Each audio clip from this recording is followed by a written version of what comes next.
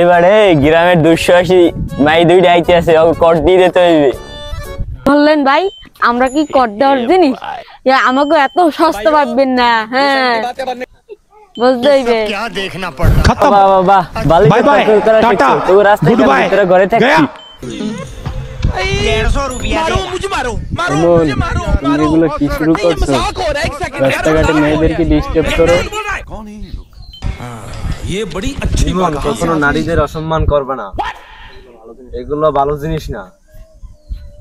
ইমন যে বন্ধু ওর লগে যে চলি একলগে পড়তে মুড়ছি, এর লগে কিছু কয় কিছু পাই না, হইতো পাই না কিছু কইও না, একলগে বন্ধু চলি ফিরি, তার লগে কিছু বলতেও হইলে পাই না। রাস্তা গাড়ি মেয়েদের দেখে 20 টাকা 50 টাকা করে, কিন্তু আমি কিছু এলে মরি না, কেননা একলগে বন্ধুত্ব কলেজে পড়ছি।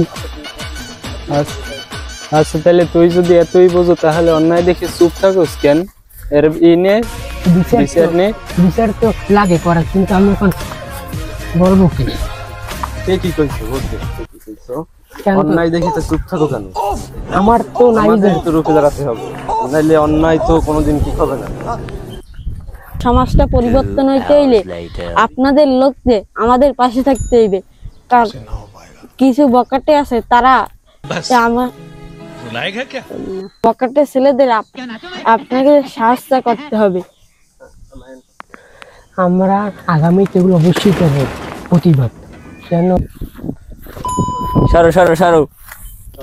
तो सुधर जाओ, सुन लो मेरी बात, ठीक है?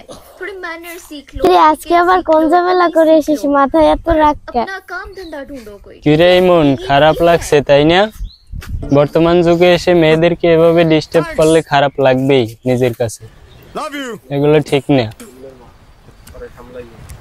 ইমনের মা, ওরে সামলাইও তুমি, ঠিক আছে? কি রে এমন, তোর নামে এসব কি শুনি? তোর যদি এমন একটা বোন থাকতো, তুই কি মানুষ এমন ডিস্টার্ব করতে পারতি?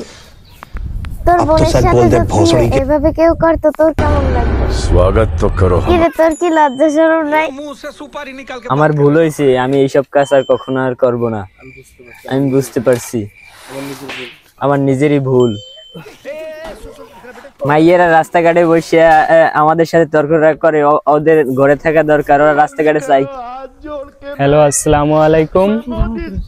আমরা সবসময় নারীদেরকে সম্মান করব এবং অন্যায়ের বিরুদ্ধে রুখে দাঁড়াবো। আমাদের ফানি স্কোয়াড বিডি ইউটিউব চ্যানেলটি লাইক, কমেন্ট এবং সাবস্ক্রাইব করে দেবেন। আল্লাহ হাফেজ।